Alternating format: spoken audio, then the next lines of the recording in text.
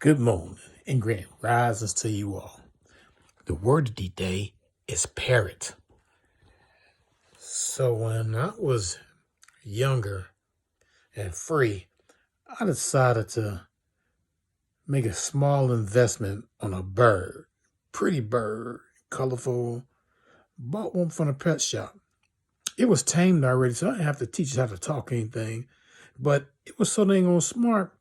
It talked and said things that was just totally out of order.